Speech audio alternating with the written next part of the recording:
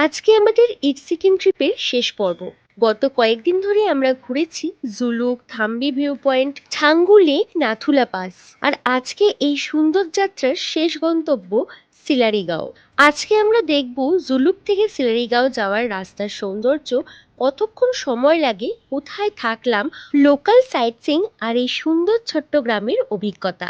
সকালে জুলুক থেকে আমরা বেরিয়ে পড়ি সিলারিগাঁওয়ের উদ্দেশ্যে। সিলারিগাঁও যাওয়ার পথে একটা সাইট সিং পয়েন্টে দাঁড়ালাম। এই জায়গাটার নাম হচ্ছে ইকো নেচার পার্ক। তো চলো, একটা পাইন ফরেস্ট, খুব সুন্দর লাগছে। চলো তোমাদের ঘুরিয়ে দেখাই। জুলুক থেকে সিলারিগাঁও যাওয়ার পথে আমরা একটু থেমেছিলাম ইকো নেচার পার্কে। পাহাড়ের কোল ঘেঁষে তৈরি এই ছোট্ট ইকো পার্কটা প্রকৃতি প্রেমীদের জন্য বেশ সুন্দর একটা জায়গা। চারিদিকে উঁচু পাইন গাছ, নীরব পরিবেশ আর একদম ফ্রেশ পাহাড়ি হাওয়া। কিছুক্ষণ হাঁটাহাঁটি করলেই একদম মন ভালো হয়ে যাবে। বেশ কিছুক্ষণ এখানে সময় কাটিয়ে আবার রওনা দিলাম সিলারিগাঁওয়ের উদ্দেশ্যে। তো আমরা এখন রাস্তায় আটকে পড়েছি। এখানটা তোমরা দেখতে পাচ্ছ ধস নেমেছে, লাইন দিয়ে প্রচুর গাড়ি দাঁড়িয়ে আছে। তো বলছে, কথা বললাম এখানে, বলছে 15-20 মিনিটের মধ্যে রাস্তা খুলে দেবে। কিন্তু লাইফ টাইমে এটা প্রথম আমার সাথে এক্সপিরিয়েন্স যে এরকমভাবে ধস চোখের সামনে পড়তে দেখলাম। এবং এই যে রাস্তা বন্ধ হয়ে গেল, খুব তাড়াতাড়ি টিম চলে এসছে রাস্তা আবার ওপেন করে দেওয়ার জন্য। কাজ চলছে এখন। আমার সঙ্গে তিনি দাঁড়িয়ে আছেন, ইনি এখানে অফিসার ইনচার্জ। ওনার থেকে জানলাম যেটা কালকে রাতের বেলা হয়েছে এই ল্যান্ডস্লাইডটা। তো এখন কাজ চলছে, বলছে 15-20 মিনিটের মধ্যে খুলে দেবে।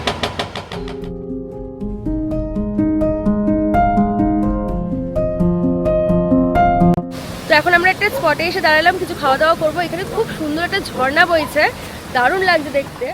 সিলারিগাঁও যাওয়ার পথে এই একটা স্পট দেখে আমরা দাঁড়ালাম। আর এখানে তোমরা বেশ কিছু অ্যাক্টিভিটিসও করতে পারবে। আমরা কিছু টিফিন করব বলে এখানে দাঁড়ালাম। বেশ কয়েকটা ছোট ছোট খাবারের দোকান রয়েছে, আর সেখান থেকেও ভিউটা দেখো, জাস্ট ওয়াও। আমরা নিয়েছিলাম চিকেন মোমো, চিকেন থুপকা আর চিকেন ফালে। খাবার খেয়ে আবার রওনা দিলাম। বেশ কিছুক্ষণ জার্নি করার পর আমরা এসে পৌঁছলাম রংলি মার্কেটে। এটা একটা মার্কেট, এখানে সব ধরনের জিনিস তোমরা পেয়ে যাবে। বাড়ির জন্য বা বন্ধু বান্ধবদের জন্য গিফট নেওয়ার জন্য এখানে কিন্তু প্রচুর অপশনস রয়েছে। আর এই পুতুলগুলো আমার তো ভীষণ ভালো লেগেছিল। জুলুক থেকে সিলারিগাঁও পৌঁছতে সাধারণত 4 থেকে 5 ঘন্টা সময় লাগে। রাস্তার অবস্থা বা ট্রাফিকের ওপর একটু কম বেশিও হতে পারে।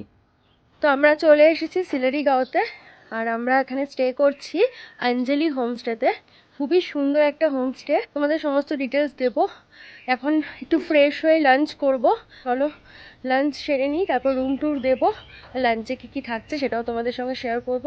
আর এখানে কত টাকা প্যাকেজ, কিভাবে আসবে, গাড়ি ভাড়া কত, সমস্ত থাকবে এই ভিডিওর মধ্যে। তো ভিডিওটা পুরোটা দেখতে থাকো আর সঙ্গে থাকো। এখন প্রচণ্ড বিধ্বস্ত অবস্থা হয়ে গেছি, তো পরে আবার দেখা হচ্ছে।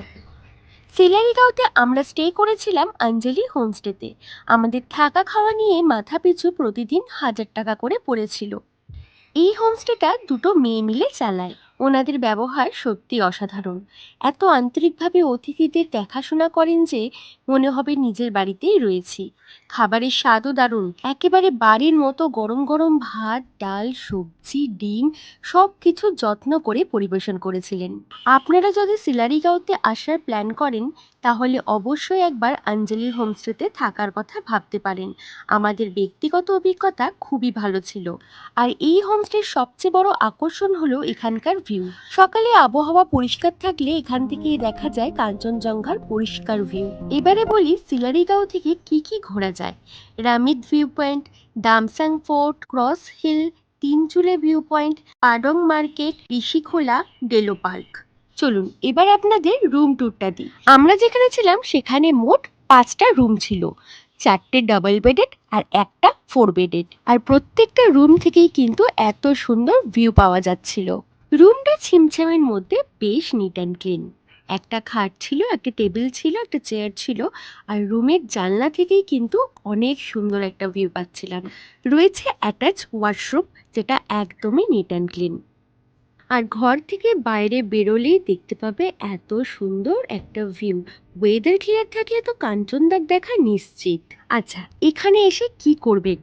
এখানে এসে তাড়াহুড়ো করে সব ঘুরে ফেলার দরকার নেই, বরং সকালে এক কাপ গরম চা নিয়ে পাহাড়ের দিকে তাকিয়ে বসে থাকুন, পাখির ডাক শুনুন, মেঘের আসা যাওয়া দেখুন।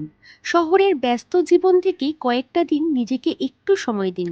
বিশ্বাস করুন, এই শান্তিটাই এখানে আসার সবচেয়ে বড় কারণ। অনেকেই জানতে চান সিলেরিগাঁও আসার সেরা সময় কোনটা। অক্টোবর থেকে ডিসেম্বর সবচেয়ে ভালো। এই সময় আকাশ পরিষ্কার থাকে, কাঞ্চনজঙ্ঘা দেখার সম্ভাবনা বেশি। মার্চ থেকে মে আবহাওয়া খুব মনোরম, চারপাশে সবুজ আর নানা রঙের ফুল। বর্ষাকালেও জায়গাটা খুব সুন্দর লাগে, তবে বৃষ্টি ও কুয়াশা বেশি থাকায় পাহাড়ের ভিউ সবসময় নাও পাওয়া যেতে পারে। তো আমরা আজকে রয়েছি অঞ্জলি হোমস্টেতে। ওয়েদারটা এখানে আজকে অসাধারণ, ফগি ওয়েদার রয়েছে পুরোপুরি। কিন্তু একটাই প্রবলেম যে আমরা কোথাও বেরোতে পারলাম না। এখানে হ্যাঁ। অনেকগুলো সাইট সিইং পয়েন্ট রয়েছে যে হেঁটে হেঁটে বেশ কয়েকটা স্পট তোমরা ঘুরতে যেতে পারবে, বাট আমরা সেটা করতে পারলাম না কারণ বৃষ্টি হচ্ছে অনবরত। বাট বৃষ্টির সৌন্দর্য পাহাড়ে একটা অন্যরকমই ভাইবস একদম। দেয়। আর এই হোমস্টেটাও বেশ ভালো, রুম মেনটেন খুবই ভালো, খাওয়া দাওয়ারও ভীষণ টেস্টি, আর এদের বিহেভিয়ারের সার্ভিস ভীষণই ভালো। তো তোমরা সিলেরিগাঁওতে আসলে অবশ্যই অঞ্জলি হোমস্টেতে উঠো, খুব ভালো লাগবে, দারুণ ভিউ পাওয়া যাচ্ছে এখান থেকে, খুব ভালো লাগবে। কিছু দরকারি তথ্য জানিয়ে রাখি, এখানে এটিএম খুব বেশি নেই, তাই আগে থেকে কিছু ক্যাশ রাখুন। মোবাইল নেটওয়ার্ক সব জায়গাতে ভালো নাও থাকতে পারে। রাতের দিকে বেশ ঠান্ডা থাকে, তাই গরম জামা অবশ্যই সঙ্গে রাখবেন। প্রকৃতিকে পরিষ্কার রাখুন, প্লাস্টিক বা আবর্জনা যেখানে সেখানে ফেলবেন না। আচ্ছা, সিলারিগাঁও নিয়ে ছোট্ট একটা বর্ণনা দিই। অনেকেই জানতে চান সিলারিগাঁওটা কোথায়। সিলারিগাঁও পশ্চিমবঙ্গের কালিম্পং জেলার একটি ছোট্ট শান্ত গ্রাম, সমুদ্রপৃষ্ঠ থেকে প্রায় ৬,০০০ ফুট উচ্চতায় অবস্থিত। এই জায়গাটা মূলত প্রকৃতি প্রেমীদের জন্য। এখানে বড় বড় মার্কেট, ভিড়, কোলাহল কিছুই নেই, শুধু পাহাড়, সবুজ বন, পাখির ডাক আর একরাশ শান্তি। সারাদিন হোমস্টের চারপাশটা ঘুরে দেখতে দেখতে কখন যে সন্ধে নেমে আসলো বুঝতেই পারলাম না। আর সন্ধে নামার সাথে সাথেই চলে এলো গরম গরম চিকেন পকোড়া আর চা। এরপর চলে এলো ডিনারে ছিল ভাত, আলু ভাজা, চিকেন কষা, ডাল আর সালাড। খাবারের টেস্ট অসাধারণ ছিল। ডিনার করে ঘুম দিলাম, কাল অনেক সকালে ওঠা। তো গুড মর্নিং, আজকে সিলেরিগাঁওতে সেকেন্ড ডে। একটু পরেই আমরা এখান থেকে চেক আউট করবো, যাবো এনজিপি। আজকে আমাদের 3টে বন্দে ভারত ধরতে হবে এনজিপি থেকে। আজকে রাতেই আবার বাড়ি ফিরে যাব। সত্যি বলতে আমার একদম যেতে ইচ্ছা করছে না, খুবই কষ্ট লাগছে। এতদিনের একটা সুন্দর ট্রিপ আমরা কাটালাম, আর এই পাহাড় ছেড়ে তো যেতে কখনোই মন চায় না। আর কলকাতায় যা গরম, আমার সত্যি বলছি আমার কলকাতায় প্যাচ প্যাচে গরমে এখন ফিরতে ইচ্ছে করছে না। আজকের ওয়েদারটা খুবই ভালো, অতটা ঠান্ডাও লাগছে না, বেশ মনোরম লাগছে। কালকে পুরো তো মেঘলা ছিল ওয়েদার, আজকে এখন আবার একটু হালকা হালকা মেঘলা হচ্ছে, বাট সকালবেলা বেশ ভালো রোদ ছিল, খুব সুন্দর এখান থেকে ভিউ পাওয়া যাচ্ছিল। এই যে এই জায়গাটা জুড়ে না পুরো কাঞ্চনজঙ্ঘার রেঞ্জ দেখা যায়, পুরোটা জুড়ে পুরো। তো তোমরা সিলেরিগাঁওতে ঘুরতে আসলে অবশ্যই একবার এখানে স্টে করো, খুব ভালো লাগবে।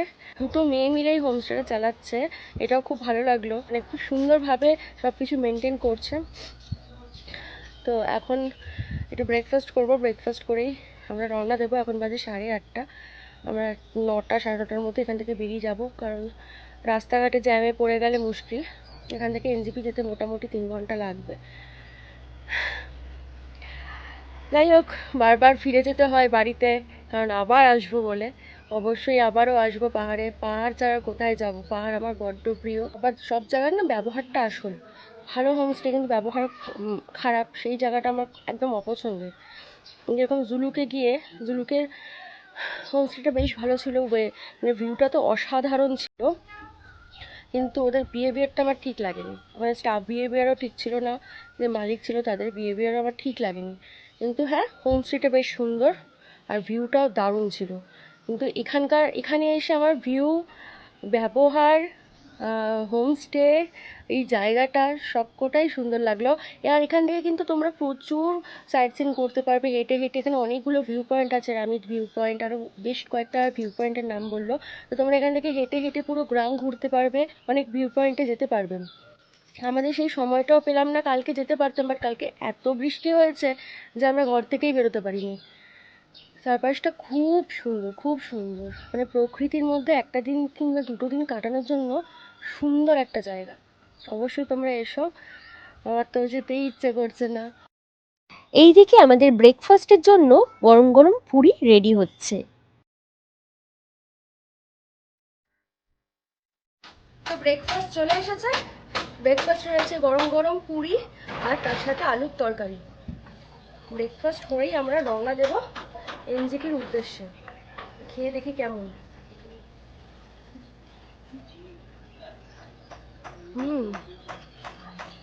রান্না বান্না খুব ভালো।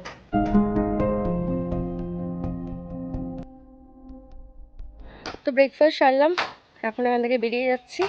তো আজকে আমাদের ট্রিপের শেষ দিন, আমরা এখন রওনা দেবো এনজিপির উদ্দেশ্যে। আমাদের এই ট্রিপটাতে পুরোপুরি আমাদেরকে গাইড করেছে এবং আমাদেরকে পুরো ট্যুরটা করিয়েছে গোপাল ভাই। এই হলো গোপাল ভাই, এই গোপাল ভাইয়ের গাড়ি।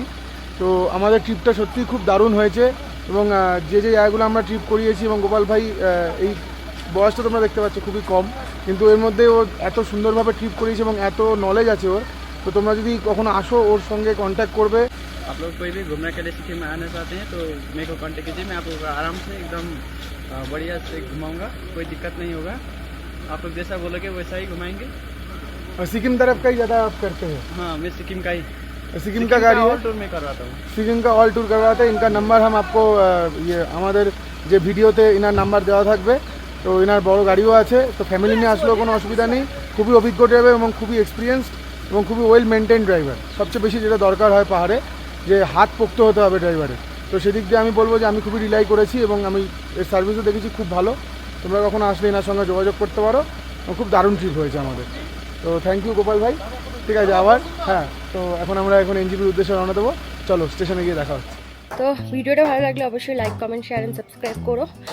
দেখা হবে নতুন কোনো ব্লগে, নতুন কোনো ঠিকানায়। আজকের মতো